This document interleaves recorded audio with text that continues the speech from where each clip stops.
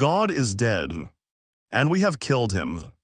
This phrase was written by a man who spent the last years of his life in madness, talking to horses and signing letters with the name Dionysus.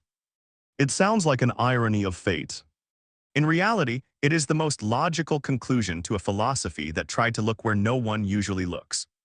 Friedrich Nietzsche, about how a 19th century philosopher predicted the psychology of the 21st, and why his ideas still hit a nerve. Nietzsche grew up in the home of a pastor. God, morality, virtue, this was the air he breathed from childhood.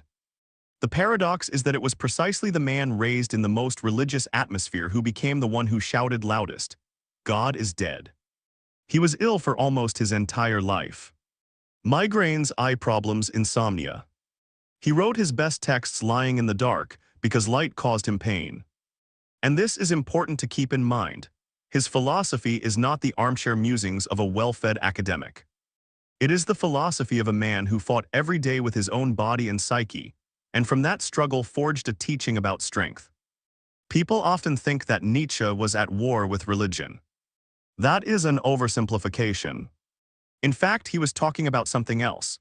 European civilization had built its morality, its meaning of life, its notions of good and evil, on a foundation that it no longer believed in.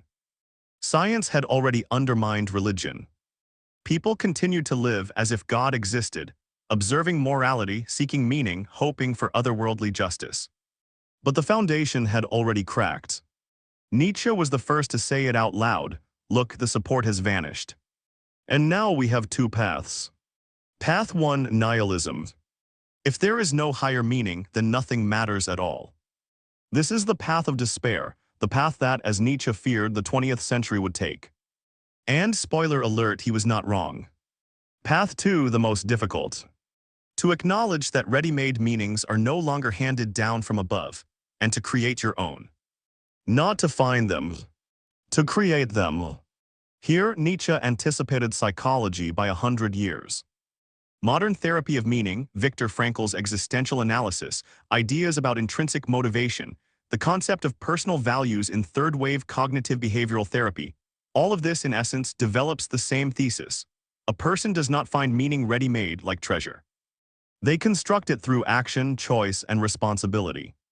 One of Nietzsche's most explosive theses concerns the origin of morality. He says master morality is born from strength, abundance, and pride in one's own qualities. A strong person calls good that which is beautiful in themselves, courage, power, independence. Slave morality is born from a different source, from the envy of the weak toward the strong.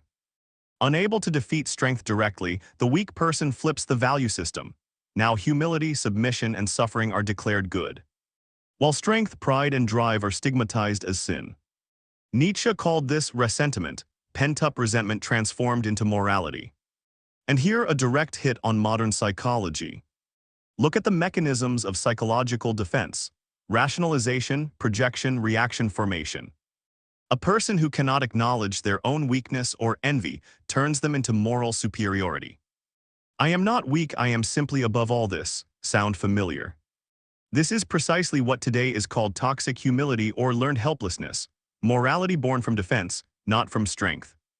Nietzsche believed that at the root of all life lies not the will to survive, as Darwin thought, but the will to power, the fundamental drive toward growth, expansion, and overcoming resistance. Important, power here is not about commanding others. It is about power over oneself. The ability to overcome one's weaknesses, laziness, fear, and grow. In modern psychology, this resonates with Albert Bandura's concept of self-efficacy and theories of growth motivation. A person is psychologically healthy not when they have no difficulties, but when they have the feeling, "I am capable of dealing with them and growing through them."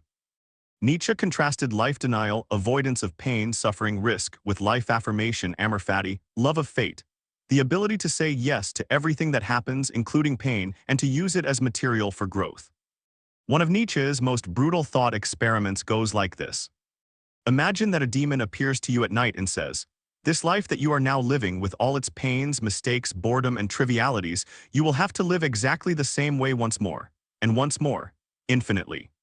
Nietzsche's question, would you fall into despair at this thought, or would you say to the demon, "You never told me anything more divine"?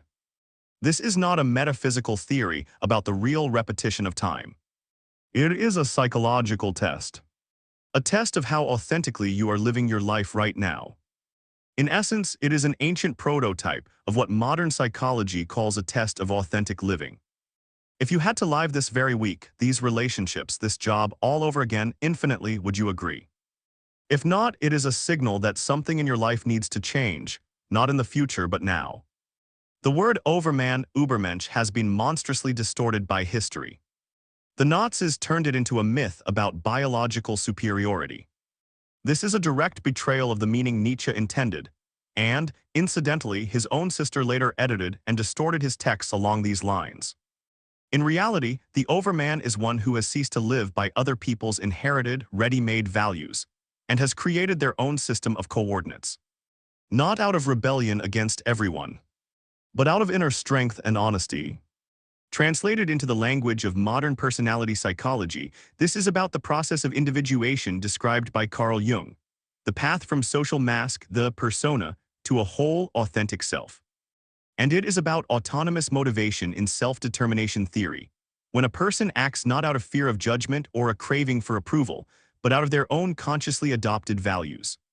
There is a cruel irony in the fact that the philosopher who extolled strength, overcoming, and will spent the last 11 years of his life in madness, completely helpless under the care of his mother and sister. One can see this as the collapse of his ideas. Or one can see something more human in it. Even as he was falling apart, he left behind a tool that helps others not fall apart. Nietzsche did not provide ready-made answers. He demonstratively refused to be yet another god to be believed in. His philosophy is not a doctrine. It is a challenge. Think for yourself, choose for yourself, take responsibility for yourself. So in the end, besides loud phrases, what did this strange, sick, and brilliant man leave us? 3 simple yet incredibly difficult questions. Are you ready to create your own values rather than inherit them? Do you use your difficulties as material for growth, or do you hide from them behind someone else's morality? And the toughest one, would you live your today's life again, infinitely without changes? God is dead, Nietzsche said. But this is not the end of the story. This is the beginning, the moment when you yourself become the author of the meaning of your own life.